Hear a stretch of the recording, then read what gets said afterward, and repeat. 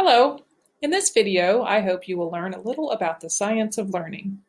The examples in this video come from the first unit in Pathophysiology, along with 6 tips for effective learning. My name is Denise Waterfield, and I am a nurse specialist for UNMC in Kearney, Nebraska. You may be at a point in your education where you feel like things are piling up a bit, perhaps even some information overload. Let's start with a few tips that may help with application to the concept of electrolyte imbalances.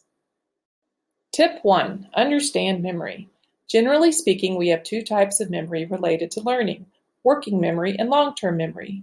We can hold between 5 and 9 new items in the working memory, and it usually stays with us less than 2 minutes.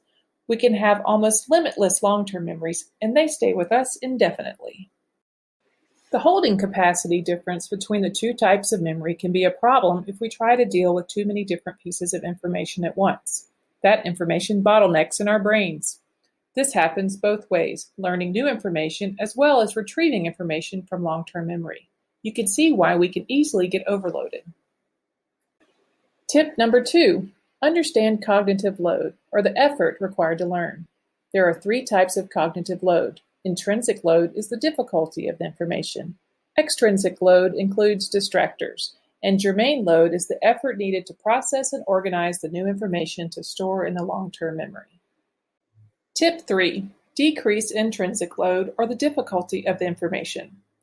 This list from your notes about sodium may be difficult to memorize simply as a list of phrases. But if you look carefully and make sure you understand the meaning of each component, the learning is more effective. The 4th tip is to decrease extrinsic load, or distractions. I'm sure you can think of obvious distractions, but having multiple sources of the same information is distracting and requires unnecessary mental processing. One way to decrease redundancy of information is to have one customized document that you study. Dual coding is tip number 5. As shown in this diagram from your notes, both visual and verbal information can be used to represent a concept and are each processed differently. If we process a concept with images and words, either spoken or written, then we increase our chances of remembering.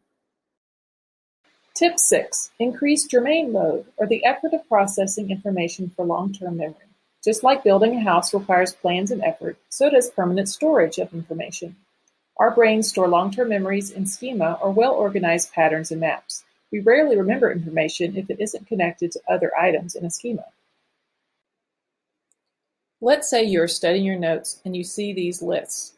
Your first thought may be to strictly memorize, but remember, that's not going to stick with you for long. How do you move past making flashcards and just highlighting your notes or book? Well, thank goodness we all had prerequisite courses.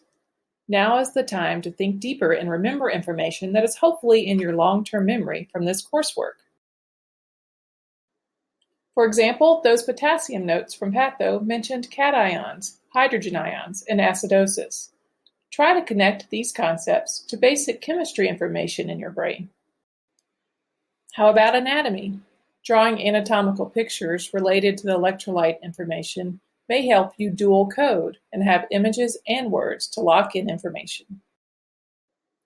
And finally, physiology. This may take a little more time and effort to remember, but reminding yourself of things like the sodium-potassium pump and how nerve impulses work will make those manifestations of electrolyte imbalances easier to remember and keep straight. So in conclusion, try to decrease your mental effort related to intrinsic and extrinsic cognitive loads so you can spend the most time and effort on the germane load. Thank you so much for watching. Now off you go and study hard.